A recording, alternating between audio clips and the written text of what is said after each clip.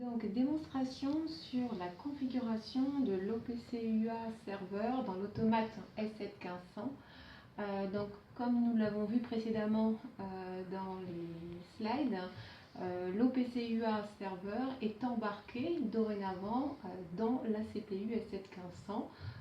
On n'a plus besoin de drivers additionnels.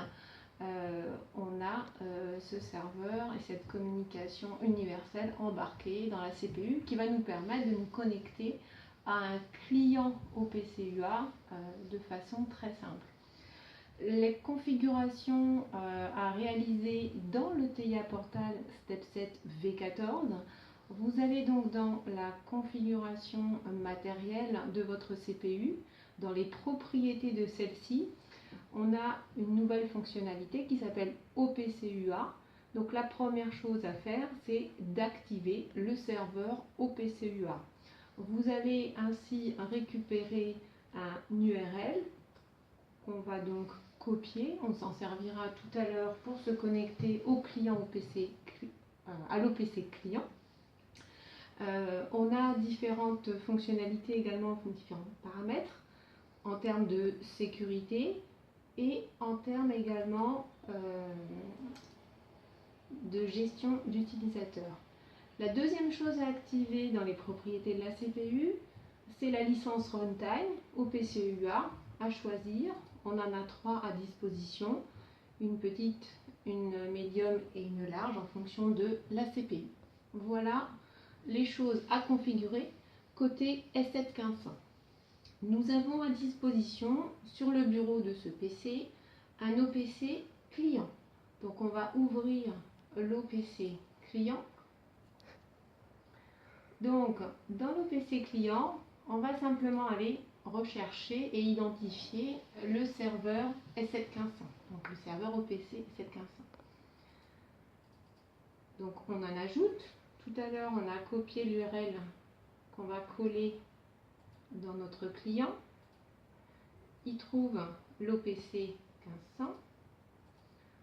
On n'a pas paramétré de certificat particulier et on va se connecter automatiquement. Et donc là, en ligne, il retrouve directement, on a accès à toutes les variables de notre automate, que ce soit statut et tout type de variables. Simplement pour récupérer en ligne au niveau du client ces variables, par exemple si on veut récupérer des variables de process, là au niveau de notre production on fait du remplissage de bouteilles. Si je veux avoir une information au niveau de la production, vous voyez que là en ligne je récupère les informations. Également si je veux récupérer l'état de fonctionnement de mon automate, je vais glisser Operating Mode, c'est simplement connaître si mon automate est en marche ou à l'arrêt. Là, on voit bien qu'il est en marche. Si en ligne, en termes de démonstration, je le passe en stop, j'aurai en ligne, en accès distant, là, l'information comme quoi mon automate est passé en stop, que je vais repasser en run. Donc voilà, tout simplement, on peut récupérer donc, les données de notre automate de façon très simple.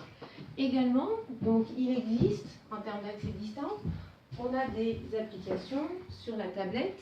Donc là, sur la tablette, nous avons chargé un OPC UA client.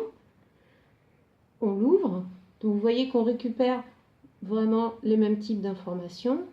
Si on va sur le paramétrage, on voit bien qu'il est connecté à notre serveur S7-1500.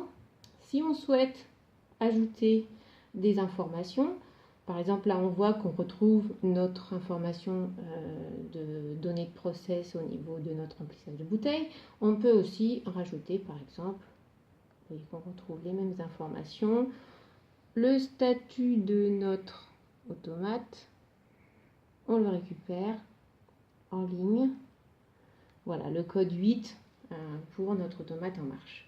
Donc voilà de façon très simple la mise en œuvre de l'OPC-UA serveur connecté à un OPC-UA client.